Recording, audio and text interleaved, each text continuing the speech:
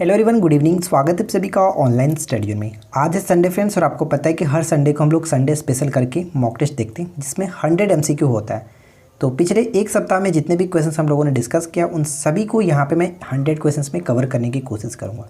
तो इस वीडियो को एंड तक देखिए और बताइए कि 100 क्वेश्चंस में आप कितना स्कोर कर पाते हैं, और साथ ही साथ इसका होमवर्क भी आपको देखने को मिलेगा कि होमवर्क आपको क्या कंप्लीट करना है कल का। तो चलिए इस वीडियो को हम शुरू करते हैं। मुझे आशा है कि आपने अपना होमवर्क में आज जो रिवीजन मैंने दिया था वो आपने कंप्लीट कर लिया होगा। अब बात करते हैं कि 8 मार्च को आपको क्या क्या चीज़ें पढ़नी है। हिस्ट्री में हम पढ़ेंगे भारत के स्वतंत्रता संग्राम। ये काफ़ी लंबा टॉपिक्स दिया गया इसमें, तो आप इसमें मैं 3 पेजेस दे रहा हूँ। 46, 47, 48, 49 आप पढ़ लेंगे, ठीक है। तो यहाँ से आप 46 से लेकर के 49 पेजेस तक पढ़ लीजिएगा। अब बात करते हैं ज्योग्राफी। ज्योग्राफी में क्या है कि भारत के भूगोल। अब हम लोग यहाँ पे विश्व के हट करके भारत के भूगोल में एंटर कर रहे हैं। भारत के भूगोल में सबसे पहले आपको पढ़ना है सामान्य जानकारी, जो कि बहुत ज़्यादा यहाँ से क्वेश्चन पूछे जाते हैं, तो आप इसको अच्छे से पढ़िएगा। लूसेंट सब्जेक्टिव पेज नंबर 96, 97 में आपको देखने को मिलेगा, ठीक है। पॉलिटी में बात करें तो परिसीमन आयोग, साथ ही साथ राज्य भाषा को पढ़िएगा, पेज नंबर 180 से 181 में देखने को मिलेगा। बायोलॉजी में जनन, ग्रंथि और श्वसन तंत्र, ये 2 टॉपिक्स मैं दे रहा हूँ, इसको आप पढ़ लीजिएगा। करंट अफेयर्स में अगस्त 2020 के 15 दिन को पढ़ेंगे, स्टार्टिंग के 1 से लेकर के 15 दिन तक, ठीक है। तो यही रहने वाला आपके 8 मार्च का जो कि पूरा होमवर्क है, आप इसको अच्छे से कंप्लीट कीजिएगा। तो चलिए अब आज की इस वीडियो को हम शुरू करते हैं। देखिए फ्रेंड्स, सारा क्वेश्चंस आपका पिछले 1 वीक में पढ़ा हुआ है, इसमें कोई भी क्वेश्चन आपको नया नहीं देखने को मिलेगा। जो भी आपने पढ़ा है उसी को बस एक बार रिवाइज करने के लिए संडे स्पेशल क्लास चलता है, ठीक है। तो जल्दी से क्वेश्चंस को राइट आंसर अटेम्प्ट करते चलिए, क्वेश्चंस के नीचे कमेंट करते चलिए, ठीक है। पहला क्वेश्चन ये कह रहा है कि निम्नलिखित किस शहर में अशोक के शिलालेख नहीं प्राप्त हुए। ज़्यादा टाइम भी नहीं मिलेगा, 2 से 3 सेकंड बहुत है, ठीक है। राइट आंसर यहाँ पे हो जाएगा पाटलिपुत्र, ऑप्शन सी को टिक करेंगे। सेकंड क्वेश्चन क्या कह रहा है कि निम्नलिखित में से कौन सा शहर चोल राजाओं की राजधानी थी। चोल राजाओं की राजधानी थी, तो राइट आंसर यहाँ पे क्या होगा, ऑप्शन बी तंजौर, ठीक है। तंजौर को टिक करेंगे। थर्ड क्वेश्चन, महमूद गजनवी के भारत पर आक्रमण का मुख्य उद्देश्य क्या था।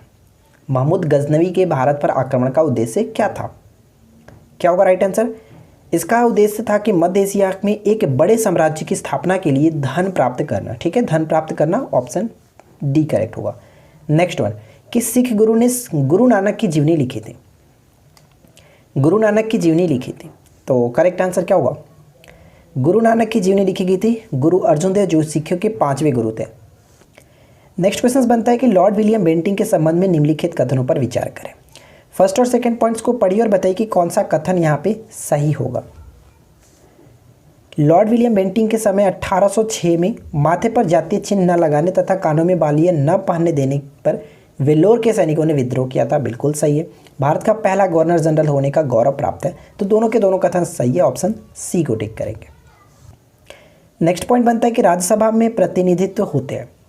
राज्यसभा में प्रतिनिधित्व होते हैं राज्यों के साथ साथ संघ शासित प्रदेशों के भी, यानी ऑप्शन सी करेक्ट होगा, उपयुक्त दोनों। राज्यसभा के लिए प्रत्येक राज्य के प्रतिनिधियों का निर्वाचन कौन करता है। प्रतिनिधियों का निर्वाचन कौन करता है, विधानसभा के निर्वाचित सदस्य, ऑप्शन ए करेक्ट होगा। नेक्स्ट वन बनता है कि निम्नलिखित में से कौन सा एक मौलिक कर्तव्य नहीं है। कौन सा एक मौलिक कर्तव्य नहीं है, तो यहाँ पे सही आंसर होगा करों की अदायगी, ऑप्शन डी को टिक करेंगे। नेक्स्ट वन देखिए कि भारत में बाहरी आक्रमण अथवा सशस्त्र विद्रोह के कारण भारत के राष्ट्रपति द्वारा राष्ट्रीय आपातकाल की घोषणा किसके अंतर्गत की गई है। राष्ट्रीय आपात की घोषणा, तो राष्ट्रीय आपात की घोषणा 352 के तहत, ठीक है। ऑप्शन ए करेक्ट आंसर होगा। नेक्स्ट क्वेश्चन बनता है कि भारत के उपराष्ट्रपति को पदच्युत करने का संकल्प निम्नलिखित में से कहाँ प्रस्तावित किया जा सकता है। इस क्वेश्चन का करेक्ट आंसर होगा केवल राज्यसभा में, ऑप्शन डी करेक्ट आंसर होगा, केवल राज्यसभा में। नेक्स्ट वन देखिए क्या कह रहा है कि निम्नलिखित में से किस वर्ष में मुस्लिम लीग ने एक पृथक राष्ट्र का संकल्प यानी कि पाकिस्तान प्रस्ताव स्वीकार किया था। किस वर्ष में, 1940, option D will be correct answer. Next one, किसने प्रकृति में वापस जाओ का आह्वान किया। प्रकृति में वापस जाओ, C will be correct answer, Rousseau, ठीक है, रूसो। नेक्स्ट वन, किस भाषा से लोकतंत्र शब्द निकाला गया है। लोकतंत्र जो शब्द है वो किस भाषा से निकाला गया, तो यहाँ पे करेक्ट आंसर है यूनानी शब्द से, ठीक है, यूनानी शब्द। नेक्स्ट वन देखिए, भारतीय संविधान पर सबसे अधिक प्रभाव किसका पड़ा है। भारतीय संविधान पर सबसे अधिक जो प्रभाव पड़ा है भारत सरकार अधिनियम 1935 का सबसे अधिक चीज़ें यहीं से ग्रहण की गई है। नेक्स्ट पॉइंट बनता है कि भारत में प्रजातंत्र इस तथ्य पर आधारित है कि जनता से सरकारों को चुनने तथा बदलने का अधिकार प्राप्त है। संविधान के किस अनुच्छेद के अंतर्गत राष्ट्रपति संघीय मंत्रिपरिषद की सलाह मानने के लिए बाध्य है? तो यहाँ पे करेक्ट आंसर होगा आर्टिकल 74। ठीक है, आर्टिकल 74 करेक्ट आंसर है। निम्नलिखित में से ब्रिटिश सरकार का वह गवर्नर जनरल कौन था जिसे भारत में डाक टिकट शुरू किए थे?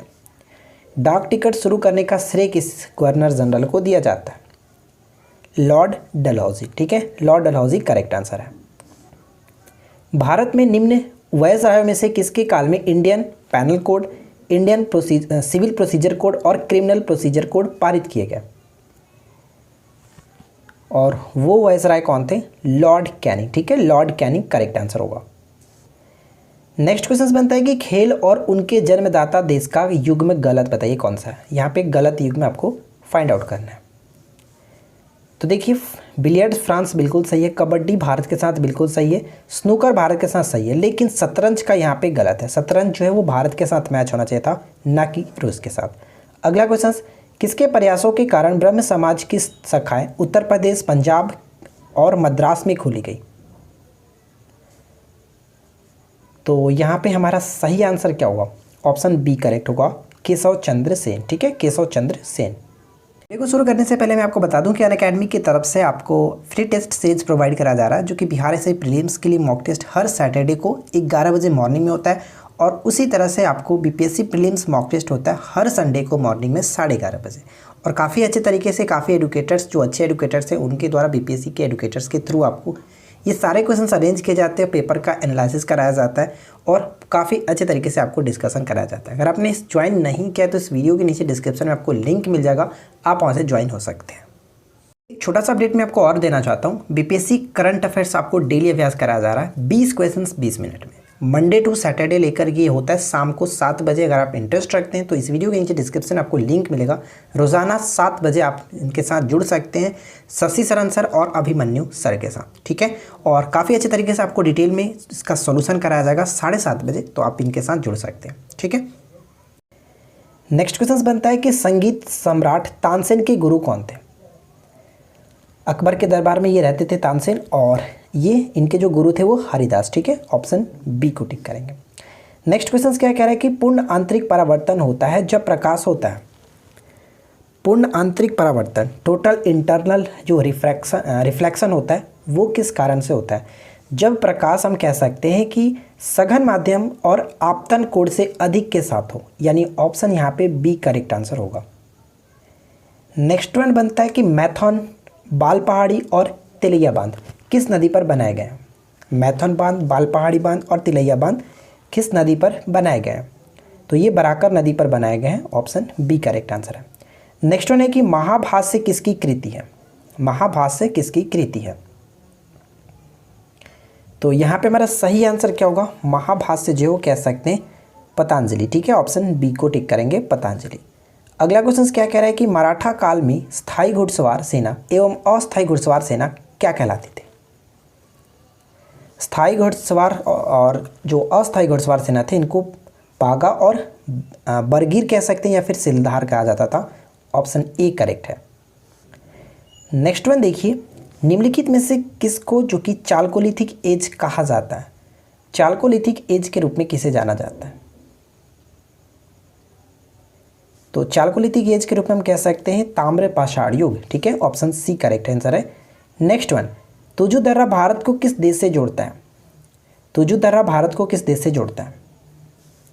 भारत को म्यांमार से जोड़ता है, ऑप्शन बी करेक्ट होगा। और मैं आपको कई बार बता चुका हूँ कि तुजु दर्रा मणिपुर के दक्षिण पूर्व में म्यांमार की सीमा पर स्थित है। इस दर्रे से होकर के म्यांमार के लिए मार्ग जाता है। हिमालय पार की नदियाँ कौन सी हैं? हिमालय पार की नदियाँ कौन सी है, यानी कि हिमालय के उस पार कौन कौन सी नदी का स्रोत हो? तो यहाँ पे हम कह सकते हैं ब्रह्मपुत्र, सिंधु और Sutlej, option B correct answer होगा। हड़प्पा में एक उन्नत जल प्रबंध प्रणाली का पता कहाँ से चला है? यानी हड़प्पा कालीन जो स्थल था उनमें से जल प्रबंधन प्रणाली का पता कहाँ से चला है? तो यहाँ पे हमारा सही आंसर होता है धौलावीरा। ठीक है, अब जल्दी से कमेंट करके बताइए कि धौलावीरा कहाँ पे पड़ता है। मैं आपको बता चुका हूँ कि धौलावीरा किस स्टेट में पड़ता है। नेक्स्ट वन है कि रामेश्वर हिंदी पत्रिका पुरस्कार 2020 से किसे सम्मानित किया गया। एक भी क्वेश्चंस बाहर से नहीं लिया गया। पिछले एक सप्ताह में जो भी मैंने क्वेश्चन आपको कराए हैं उन्हीं में से मैंने यहाँ पे क्वेश्चंस लिए हैं। तो करेक्ट आंसर यहाँ पे होगा रवीश रंजन शुक्ला। ठीक है, रवीश रंजन शुक्ला, डी को टिक करें। सतत विकास लक्ष्य सूचकांक 2019-20 में किस राज्य ने शीर्ष स्थान हासिल किया। कौन सा स्थान शीर्ष स्थान हासिल किया? केरल, डी को टिक करेंगे। अगला क्वेश्चन, विश्व महिला रैपिड शतरंज चैंपियनशिप का खिताब किसने जीता है। विश्व महिला रैपिड शतरंज चैंपियनशिप का खिताब किसने जीता है? कोनेरू हम्पी। ठीक है, ऑप्शन डी को टिक करेंगे, कोनेरू हम्पी। भारत का पहला लिग्नाइट आधारित 500 मेगावाट का नेवेली थर्मल पावर प्रोजेक्ट किस राज्य में बेहेल द्वारा शुरू किया गया। नेवेली, तो नेवेली जो है पड़ता कह सकते हैं तमिलनाडु, ऑप्शन डी करेक्ट है। नेक्स्ट वन कह रहा है कि भारतीय वायुसेना ने अपने किस लड़ाकू विमान बहादुर या फिर विंग स्विंगर्स को विदाई दी है। विंग स्विंगर्स को विदाई दी है। तो यहाँ पे हमारा सही आंसर क्या होगा? MiG-27। ठीक है, MiG-27, ऑप्शन सी को टिक करेंगे। नेक्स्ट वन है कि इसरो द्वारा भारत के पहले सोलर मिशन को क्या नाम दिया गया। पहले सोलर मिशन को क्या नाम दिया गया? आदित्य L1। ठीक है, आदित्य L1। भारत के पहले चीफ ऑफ डिफेंस स्टाफ कौन है? भारत के पहले चीफ ऑफ डिफेंस स्टाफ कौन है? तो यहाँ पे हमारा करेक्ट आंसर होगा option C, general Bipin Rawat. ठीक है, अगर 80 से कम किसी का भी मार्क्स आया तो आपने अच्छे से पढ़ाई नहीं की है पिछले एक सप्ताह में। ठीक है, बीते दिनों किस महिला ने सबसे लंबी स्पेस फ्लाइट का रिकॉर्ड बनाया? अंतरिक्ष में रहने वाले सबसे लंबे समय तक की ये एस्ट्रोनॉट बन गई हैं। तो करेक्ट आंसर यहाँ पे होगा क्रिस्टीना कोच, जो कि नासा की एक एस्ट्रोनॉट थी नहीं, अभी भी हैं। ठीक है, नेक्स्ट वन, चंद्रगुप्त द्वितीय ने विक्रमादित्य की उपाधि कब धारण की थी। चंद्रगुप्त द्वितीय ने विक्रमादित्य की उपाधि कब धारण की थी? शकों के उन्मूलन के बाद, option A will be correct answer. गुप्त युग में भू राजस्व की दर क्या थी? गुप्त काल में भू राजस्व की जो दर थी वो क्या थी? उपज का छठा भाग। ठीक है, उपज का छठा भाग। चलैया समिति किस क्षेत्र के जांच हेतु गठित की गई थी? बताइए, चलैया समिति का गठन किस जांच के लिए गठन किया गया था? तो प्रत्यक्ष और अप्रत्यक्ष दोनों प्रकार के करों के लिए, ऑप्शन सी करेक्ट होगा। भारत सरकार ने एक पृथक विभाग नियोजन एवं विकास विभाग कब खोला था? कब खोला था? 1944, ऑप्शन सी करेक्ट होगा। नेक्स्ट देखिए कि भारत में नियोजित आर्थिक विकास का शुभारंभ कब हुआ? भारत में नियोजित आर्थिक विकास का शुभारंभ कब हुआ? 1951। नेक्स्ट वन, निम्न में से किस अर्थशास्त्री ने विकासशील देशों के लिए रोलिंग प्लान, यानी कि कह सकते हैं रोलिंग प्लान की अवधारणा का सर्वप्रथम समर्थन किसने किया था? तो यहाँ पे हमारा राइट आंसर क्या होगा? Option B, Gunnar Myrdal. ठीक है, गुरनार मिडल टिक करेंगे। किस वंश के शासकों ने मंदिरों एवं ब्राह्मणों को सबसे अधिक ग्राम अनुदान में दिया था? और मैंने आपको एक चीज़ बताया भी था यहाँ पे कि सबसे पहले जो ब्राह्मणों को भूमि अनुदान देने की प्रथा स्टार्ट की थी वो सातवाहनों के शासकों ने किया था, लेकिन सबसे अधिक जो दिया गया था वो गुप्त वंश के शासकों में, ऑप्शन ए करेक्ट होगा। नेक्स्ट पॉइंट बनता है कि निम्नलिखित में से कौन सा आयोग 1857 के विद्रोह दमन के बाद भारतीय फौज के नव संगठन से संबंधित है? और इसके अंतर्गत मैंने आपको बताया था कि पहले जो था भारत और ये अनुपात होता था सैनिकों का, लेकिन इस विद्रोह के बाद जो पील आयोग बना, इसके बाद जो नया फौज के नव संगठन किया गया, तो इसके अंतर्गत हुआ था कि 2 भारतीय तो 1 अंग्रेज होते थे। ठीक है, पहले 5 भारतीय तो 1 अंग्रेज होते थे, इस तरह से किया गया 2:1 में। तो इस चीज़ को आप याद रखिएगा। नेक्स्ट वन है कि निम्नलिखित में से कौन 1857 के विद्रोह में अंग्रेजों का सबसे कट्टर दुश्मन था? अंग्रेजों का सबसे कट्टर दुश्मन के रूप में ज्ञात कौन थे? तो मौलवी अहमदुल्ला शाह, ए विल बी करेक्ट आंसर। किसने कहा था कि कांग्रेस पतन के लिए लड़खड़ा रही है? मेरी सबसे बड़ी अभिलाषा जब तक मैं भारत में रहूं कांग्रेस की शांतिपूर्ण समाप्ति में सहयोग करना है। ये बात कही गई थी लॉर्ड कर्जन के द्वारा, ऑप्शन बी करेक्ट आंसर है। चलिए अगला क्वेश्चन, भारत के पहले लोक संघ यानी कि लैंड होल्डर सोसाइटी की स्थापना कब हुई थी? लैंड होल्डर सोसाइटी की स्थापना कब की गई थी? यहाँ पे मैंने आप क्वेश्चन से एक बताया था आपको कि इसकी स्थापना तो 1838 में की गई थी, लेकिन इसके संस्थापक कौन थे, जल्दी से कमेंट करके बताइए, मैं आपको बता चुका हूँ। ठीक है, चलिए नेक्स्ट वन बनता है, निम्नलिखित में से किसने इंडियन नेशनल कांग्रेस की नरम दलीय राजनीति की व्यवस्था आलोचना न्यू लैब्स फॉर ओल्ड शीर्षक लेखों में श्रृंखला में की है? न्यू लैब्स फॉर ओल्ड शीर्षक लेखों की श्रृंखला में की है, किन्होंने किया था? तो Arvind Ghosh, option A correct होगा, अरविंद घोष। नेक्स्ट वन, गोपाल कृष्ण गोखले ने किस वर्ष में भारत सेवक मंडल यानी कि सर्वेंट ऑफ इंडिया सोसाइटी की स्थापना की थी? सर्वेंट ऑफ इंडिया सोसाइटी की स्थापना गोपाल कृष्ण गोखले ने कब किया था? 1905 में, यानी 1905 में, ऑप्शन डी करेक्ट होगा। हीमोग्लोबिन किसका महत्वपूर्ण घटक है? हीमोग्लोबिन किसका महत्वपूर्ण घटक है? तो ध्यान रखिएगा, हीमोग्लोबिन आरबीसी का महत्वपूर्ण घटक माना जाता है, ए करेक्ट है। नेक्स्ट पॉइंट, मुख्यतः गरीबी उन्मूलन हेतु निम्नलिखित में से किस प्रधानमंत्री ने मूल रूप से 20 सूत्री कार्यक्रम प्रारंभ किया था? 20 सूत्री कार्यक्रम प्रारंभ किया था। तो यहाँ पे हमारा करेक्ट आंसर होगा इंदिरा गांधी, डी को टिक करेंगे, इंदिरा गांधी। नेक्स्ट वन, राज्य विधानमंडल की ऊपरी सदन कौन सा है? राज्य विधानमंडल की ऊपरी सदन कौन सा है? जिस तरह से संसद का ऊपरी सदन राज्यसभा होता है, उसी तरह से राज्य विधानमंडल का ऊपरी सदन विधान परिषद होता है, ऑप्शन ए को टिक करेंगे। नेक्स्ट वन, कि भारत में कितने राज्यों में द्विसदनात्मक विधानमंडल है? द्विसदनात्मक विधानमंडल कितने राज्यों में है? और यहाँ पे हमारा करेक्ट आंसर होगा कुल 6 राज्यों में। और जल्दी से कमेंट करके बताइए कि कौन कौन राज्य हैं जिनके पास द्विसदनात्मक विधानमंडल है। मैंने आपको इसके बारे में काफ़ी तरीके से बताया भी था, तो कमेंट करके बताइएगा। निम्नलिखित में से किस राज्य में विधान परिषद का गठन नहीं किया गया? अगर आपको वो 6 राज्यों के नाम पता होगा तो इस क्वेश्चन को आसानी से अटेम्प्ट कर सकते हैं। बताइए कि किस राज्य में विधान परिषद का गठन नहीं किया गया? तो राइट आंसर क्या होगा? उड़ीसा। ठीक है, उड़ीसा, ऑप्शन ए को टिक करेंगे। नेक्स्ट देखिए क्या कह रहा है कि नासिक किस नदी के तट पर स्थित है? नासिक जो है वो किस नदी के तट पर स्थित है? ऑप्शन बी करेक्ट होगा, गोदावरी। अगला क्वेश्चन, भारत में रेशम का सबसे अधिक उत्पादन करने वाला राज्य कौन सा है? भारत में सबसे अधिक रेशम का उत्पादन करने वाला जो राज्य है वो है कर्नाटक, ऑप्शन ए को टिक करेंगे, कर्नाटक। अगला क्वेश्चन, निम्नलिखित में से कौन सी जनजाति नील नदी की घाटी क्षेत्र में निवास करती है? नील नदी की घाटी क्षेत्र में निवास करती है, ऑप्शन बी करेक्ट आंसर होगा, फिला। ठीक है, फिला को टिक करेंगे। नेक्स्ट वन, निम्नलिखित देशों में से किसे मगरिब के नाम से भी जाना जाता है? मगरिब के नाम से भी जाना जाता है, और वो देश कौन कौन से हैं? मोरक्को, अल्जीरिया और Tunisia, option B will be correct answer. Andes पर्वतमाला की सर्वोच्च चोटी कौन सी है? एंडीज पर्वतमाला की सर्वोच्च चोटी कौन सी है? एकांका गुआ। ठीक है, एकांका गुआ। अगला प्रश्न, भारत के निम्नलिखित राज्यों में से किस एक का जनसंख्या घनत्व सबसे कम है? सबसे कम है जनसंख्या घनत्व किसका?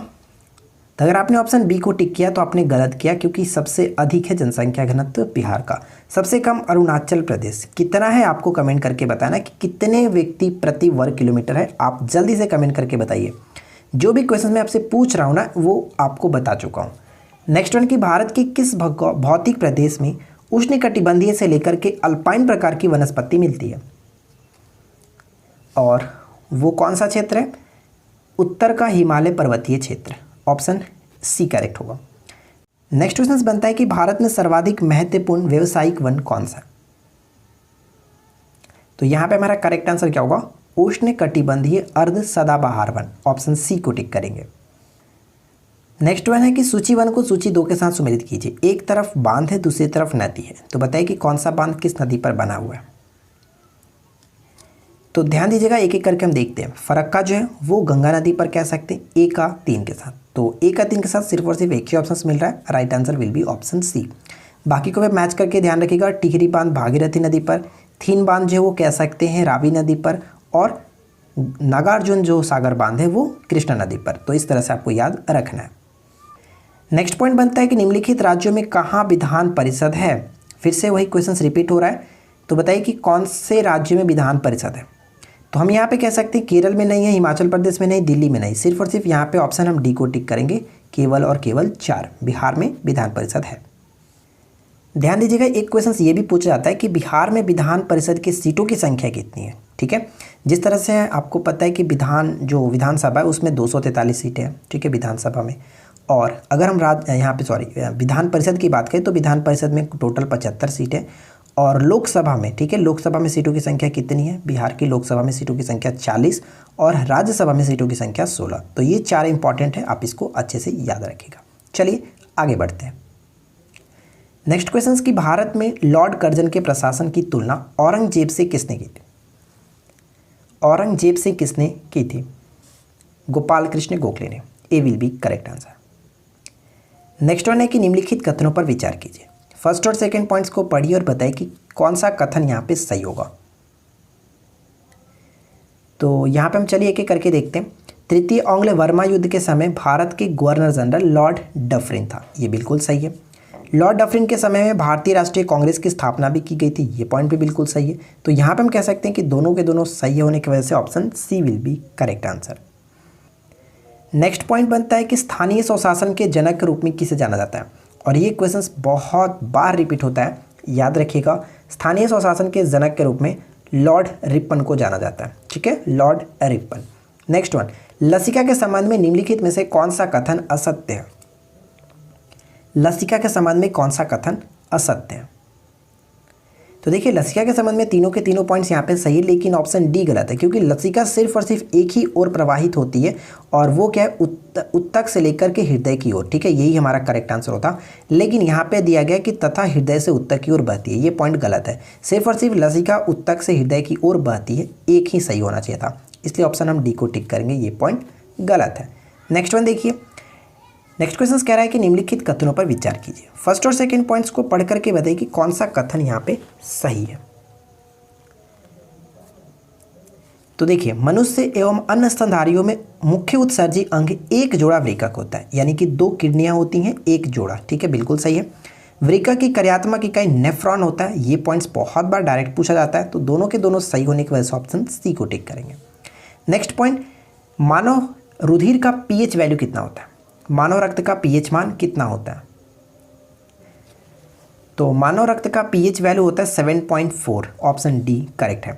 दीनदयाल अंत्योदय योजना, ठीक है, दीनदयाल अंत्योदय रसोई योजना किस राज्य सरकार ने फिर से लॉन्च किया?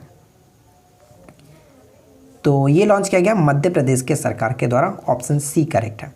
नेक्स्ट वन क्या कह रहा है कि डाक योजनाओं की 100% ग्रामीण कवरेज सुनिश्चित करने के लिए भारत पोस्ट ने 5 स्टार गांवों योजना की शुरुआत की है। वर्तमान में केंद्रीय संचार मंत्री कौन है? देखिए, सभी क्वेश्चंस आपको ऑलरेडी बताए जा चुके हैं, तो मुझे नहीं लगता है कि इसमें ज़्यादा टाइम आपको टिक करना पड़ेगा। तो जल्दी से क्वेश्चंस को पढ़िए और राइट आंसर टिक करने की कोशिश कीजिए। अगर आप नहीं कर पा रहे तो इसका मतलब ये है कि आपने वीडियो को अच्छे से ध्यान में नहीं रखा है। तो यहाँ पर मेरा सही आंसर होगा रविशंकर प्रसाद, ठीक है, ऑप्शन हम सी को टिक करेंगे। अगला क्वेश्चन कि राफेल विमानों को भारतीय वायुसेना में 17 स्क्वाड्रन गोल्डन एरो में शामिल किया गया। राफेल का निर्माण किस कंपनी के द्वारा किया जाता है? राफेल जो फ्रांस की कंपनी डसाल्ट एविएशन, ठीक है, डसाल्ट एविएशन के द्वारा बनाया जाता है, सी करेक्ट है। अगला क्वेश्चन, हाल ही में किस बैंक ने आई स्टार्टअप 2.0 नाम से स्टार्टअप के लिए एक व्यापक बैंकिंग कार्यक्रम शुरू किया? आई स्टार्टअप 2.0, तो यहाँ पे सही आंसर होगा आईसीआईसीआई बैंक, ठीक है, सी को टिक करेंगे। नेक्स्ट पॉइंट बनता है कि उपराज्यपाल मनोज सिन्हा ने किस उत्पाद को उगाने वाले किसानों के लिए बाजार हस्तक्षेप योजना की शुरुआत की है? बाजार हस्तक्षेप योजना की स्टार्टिंग की गई है सेव, ऑप्शन डी, ठीक है, सेव को टिक करेंगे। नेक्स्ट वन क्या है कि किस देश ने भारतीय नौसेना को अपने F-18 नौसैनिक जेट देने की पेशकश की है? इस क्वेश्चन का राइट आंसर क्या है? अमेरिका, ठीक है, ऑप्शन डी को टिक करेंगे। नेक्स्ट क्वेश्चन क्या है कि किस सशस्त्र बल ने सिक्योर एप्लीकेशन फॉर इंटरनेट, मैंने आपको बताया था कि साई का फुल फॉर्म आपको याद रखना है, एक मैसेजिंग एप्लीकेशन विकसित की गई है, किसके द्वारा? तो यहाँ पे हमारा करेक्ट आंसर क्या होगा? भारतीय सेना के द्वारा, इंडियन आर्मी के द्वारा। चलिए अगला क्वेश्चन, किस राज्य में जल गुणवत्ता मूल्यांकन प्रणाली का उद्घाटन किया गया? क्या हुआ इस क्वेश्चन का राइट आंसर? तो यहाँ पे हम ऑप्शन डी को टिक करेंगे, उत्तराखंड, ठीक है, जल गुणवत्ता मूल्यांकन प्रणाली का उद्घाटन उत्तराखंड में किया गया। किस राज्य ने अटल किसान मजदूर कैंटीन की शुरुआत की? अटल किसान मजदूर कैंटीन की शुरुआत की गई है, ऑप्शन डी, हरियाणा के द्वारा, ठीक है, ऑप्शन डी करेक्ट है। नेक्स्ट क्वेश्चन क्या कह रहा है कि हनुक्का फेस्टिवल किस देश में मनाया जाने वाला रोशनी का त्यौहार है? हनुक्का फेस्टिवल, तो हनुक्का फेस्टिवल हम कह सकते हैं कि इजराइल में मनाया जाने वाला एक रोशनी का त्यौहार है। डी करेक्ट है।